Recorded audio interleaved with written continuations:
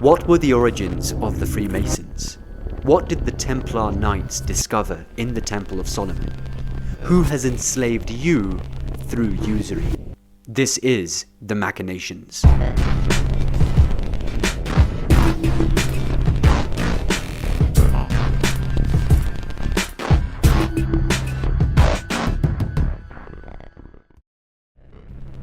In a nutshell, the origins of the Freemasons can be traced back to the Knights Templar, a group of deviant extremists linked to Christianity. It was this group that was at the forefront of waging bloody and brutal war against Islam and Muslims during the Crusades.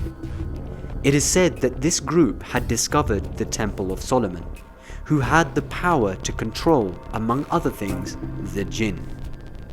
This group of individuals craved to gain that power in order to manipulate and influence the world and gain control. Thus they became known as the Knights of the Temple of Solomon, i.e. Temple Knights or Templar Knights. Hollywood boasts about this group, depicting them as heroes of a past age who discovered a treasure. It was 1832, on a night much like this.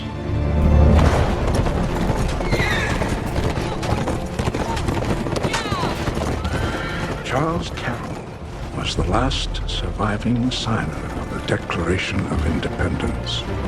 He was also a member of a secret society known as the Masons, and he knew he was dying. He woke up his stable boy in the middle of the night and ordered him to take him to the White House to see Andrew Jackson, because it was urgent that he speak to the president. Did he talk to him? No, he never got the chance. The president wasn't there that night. But Charles Carroll had a secret. So he took into his confidence the one person he could, my grandfather's grandfather, Thomas Gates. What was the secret? A treasure. A treasure beyond all imagining. A treasure that had been fought over for centuries by tyrants, pharaohs, emperors, warlords. And every time it changed hands, it grew larger. And then suddenly, it vanished. It didn't reappear for more than 1,000 years, when knights from the First Crusade discovered secret vaults beneath the Temple of Solomon. You see, the knights who found the vaults believed that the treasure was too great for any one man, not even a king. They brought the treasure back to Europe and took the name, the Knights Templar. Over the next century, they smuggled it out of Europe, and they formed a new brotherhood called the Freemasons in honor of the builders of the Great Temple. War followed. By the time of the American Revolution, the treasure had been hidden again. By then, the Masons included George Washington, Benjamin Franklin, Paul Revere. The reality is far more sinister. It is said that this group had discovered no treasure, but rather a book of ancient Jewish magic, the Kabbalah. Prophet Solomon was a great prophet, and he never committed such sin. Rather, he was given power over the jinn by Allah to serve Allah on earth and to establish the system of Allah on earth. The Templars exploited that ability for the cause of Satan and the Dajjal in order to establish the Taghut on earth. People think that sorcery or black magic is a thing of fantasy, but we must understand that actually black magic is a profound reality, one that we are surrounded by in today's world. And the Holy Quran warns us about precisely this. And they followed what the shaitans chanted of sorcery in the reign of Sulaiman. And Sulaiman was not an unbeliever, but the shaitans disbelieved. They taught men sorcery, and that was sent down to the two angels at Babel, Harut and Marut. Yet these two taught no man until they had said, "Surely we are only a trial, therefore do not be a disbeliever." Even then men learned from these two magic by which they might cause a separation between a man and his wife, and they cannot hurt with it anyone except with Allah's permission, and they learned what harmed them and did not profit them, and certainly they know that he who bought it should have no share of good in the hereafter, and evil was the price for which they sold their souls, had they but known this.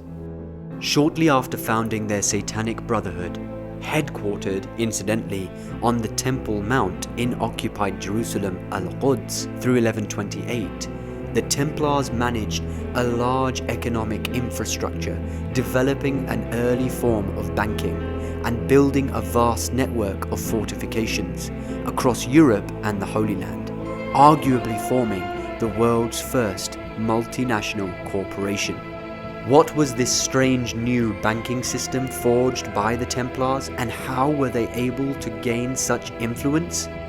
It was a system of usury, interest. They indebted others to themselves and thus exerted their financial power over others.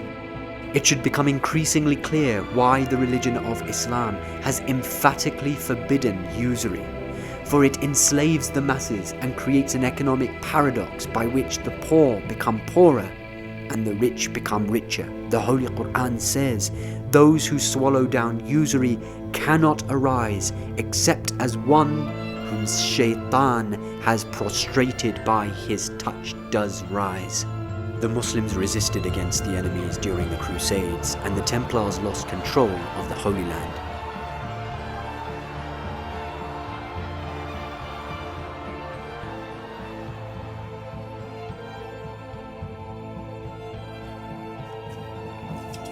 Let him pass. Every angel can fall. Why do you not join us, brother?